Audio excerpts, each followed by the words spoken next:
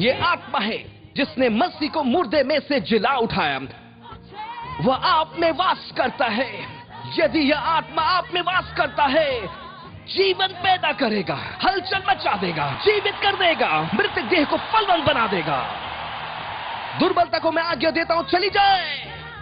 अपनी देह में चंगाई पाइए, अपनी हड्डियों में चंगाई पाइए, अपनी लहू में शुद्धता पाइए। आप चंगे हो, आपके सर से लेकर पांव के तलवों तक यीशु के नाम से चंगे हो जाए।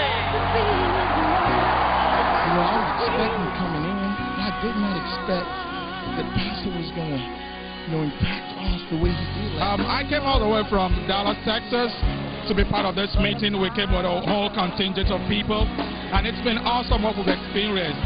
The Word of God has come alive in our spirit.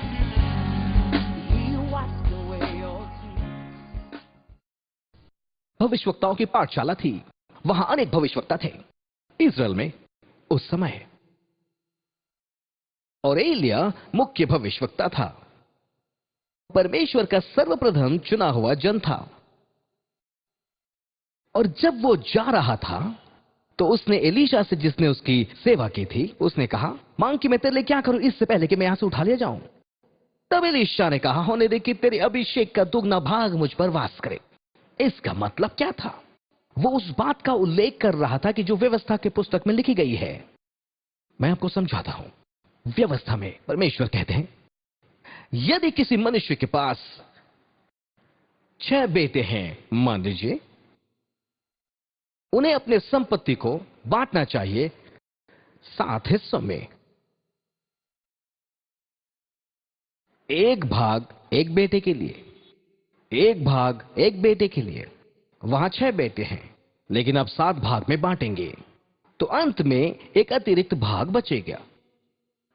तब वो कहता है, वो अतिरिक्त भाग पहले बेटे को देना, ताकि पहला बेटा दुगना भाग पाएगा। इसे कहते हैं नियम दुगना भागीदारी का। इसका मतलब वही वारिस है। तो अब दुगना भाग वारिस को देते हैं। अब सुनिए, क्या उस बेटे के पास पिता से दुगना है? नहीं, उसके पास अन्य की अपेक्षा दुगना है, न कि पिता से भी दुगना, क्योंकि वह एक चिन्ह है। और आप पाएंगे इसे उत्पत्ति में, यह नियम बनने से पहले यूसुफ को दुगना भाग दिया गया याकूब के संतानों के बीच, क्योंकि रूबन ने गलती की थी। वह पानी जैसा अस्त्र था, तो याकूब, उसके पिता ने कहा, वो उसे स्वीकार नहीं करेगा, और दुगना भाग वो देंगे यूसुफ को। क्या आप सुन रहे हैं? तो एलीशा ये कह रहा था कि मैं चुना हुआ व्यक्ति बनना चाहता हूं। अगला बारी मेरी रहे, तेरे स्थान पर मैं बना रहूं। तब ये एलिया ने उससे कहा, यह कठिन है। ठीक है, यदि तू मुझे उठा लिया जाते हुए देख ले, तेरी इच्छा पूरी हो। यदि तू मुझे ऊपर जाते हुए देख ले। क्यों? क्योंकि ऐसा है जो इज़राइल में होने वाला है, परमेश्वर उसे अपने मुख्य जन को ही बताते हैं, और दूसरे भविष्यवक्ताओं को सिर्फ प्रमाण मिलता है। तो ऐसा होता है, एक अग्निमय रथ नीचे आया और एलिया को ऊपर उठा ले गया, और एलीशा पुकारने लगा, हे पिता, हे पिता, इज़राइल के रथों व सवारों निकल चुके हैं। एलिया की चद्दर जो थी वो गिरी, और एलीशा ने उसे उठा लिया। और जब वो वहां से निकला, जितने भविष्यवक्ताओं के पुत्र थे, भवि कहने वाले पाठशाला में से जो थे, इज़राइल के सारे भविष्यवक्ता वहां खड़े थे। उस स्थान के दूसरे और करीब 50 जन। अचानक से उन्होंने एलिया को वहां नहीं देखा। अरे ये क्या, कहां गया वो, कहां गया, कहां गया ये? तब उन्होंने कहा, एलीशा, क्या हम वहां आकर उसे ढूंढने की तुम्हें मदद करें?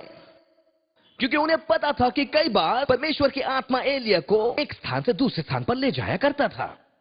तो वो सोचने लगे, शायद वो यहीं कहीं चला गया हो, तो क्या हम ढूंढने में सहायता करें? तुम्हारा स्वामी तुमसे अलग कर दिया गया है, चलो उसे हम ढूंढते हैं। उन्होंने उसे ऊपर जाते हुए नहीं देखा। उन्हें यही मालूम था कि वो गायब हो गया, पर एलीशा ने उसे जाते देखा और इसी से एलीशा जाना कि ये अंधे चमगादड़ नहीं देख पाए। अब वे चमत्कार देखने वाले थे कि ये वापस यहां कैसे लौटेगा। तुम्हारे स्वामी नहीं रहे, योर्दान नदी गहरा है। ठहरो। उसने चादर ली और कहा, एलिया का परमेश्वर कहां है? पानी को मारा और बाइबल बतलाती कि योर्दान नदी 2 भागों में बट गई। और जब भविष्यवक्ताओं के बेटों ने इन्हें देखा तो वे दौड़े और एलीशा के सम्मुख जाकर प्रणाम कर कर कहने लगे कि एलिया की आत्मा ही एलीशा के ऊपर आ ठहरी है। परमेश्वर की स्तुति हो। हालेलुया। धन्यवाद प्रभु यीशु। तो आप देखें कि परमेश्वर की अभिषेक पवित्र आत्मा हमारे अंदर आकर निवास करे। न केवल वो हमें अपना घर बनाता, बल्कि वह आता इस घर में निवास करने। तो वो अब मुझ में है, तो अब मैं परमेश्वर में हूं और परमेश्वर मुझ में है। और यही बात परमेश्वर कहते हैं कि मैं पिता में हूं और पिता मुझ में है। मैं मसीह में हूं।